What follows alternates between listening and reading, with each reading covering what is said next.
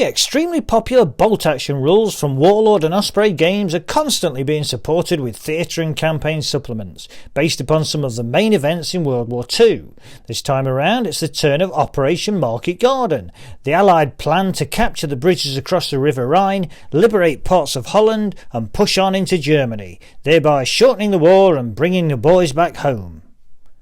The book is to the usual Osprey high standards and begins with an interesting introduction to the campaign, with some great maps and a timeline that covers the major events in the days before and during the operation.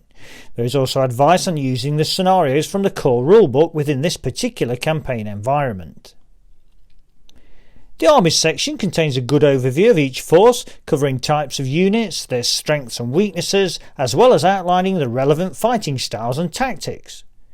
A particularly interesting part is the use of the specific rules for all Allied airborne forces in the setting, plus a wealth of new special rules and units for each of the participants, from the US, British and Polish airborne to the armoured might of 30 Corps and the brave but inexperienced Dutch resistance fighters. German forces during this particular campaign are dealt with and presented in plenty of detail, again with special rules and new units. These range from the second line units, ad hoc Kampf groups and training corps, up to the elite and not so elite SS forces. These troops had great variation with a whole range of equipment, allowing players to collect and paint up some really interesting units.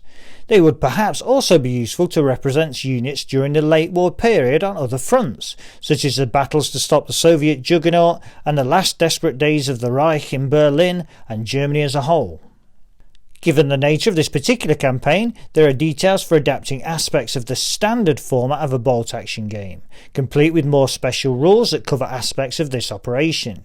There are also scenarios based upon the activities of the American and British airborne forces, with rules for parachute and glider landings, plus a number of what-if scenarios dealing with such matters as the plans for a coup de main attack on Arnhem Bridge by the British Recce units and some of the main personalities.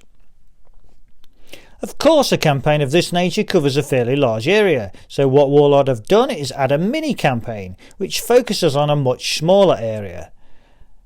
The Utrechtseeweg, a main road which ran from the British landing zone all the way to Arnhem town centre.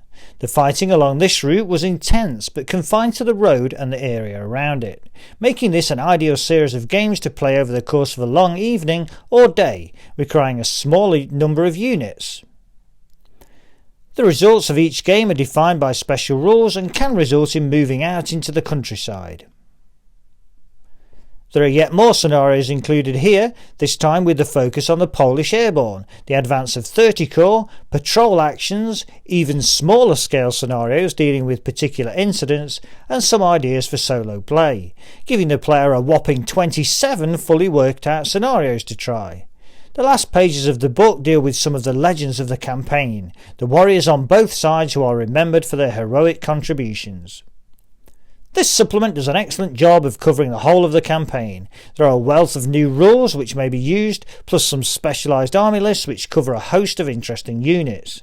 As well as this, the book is a great resource for new and veteran gamers alike, providing a rapid but helpful reference point for those wishing to refight the relevant battles as manageable games.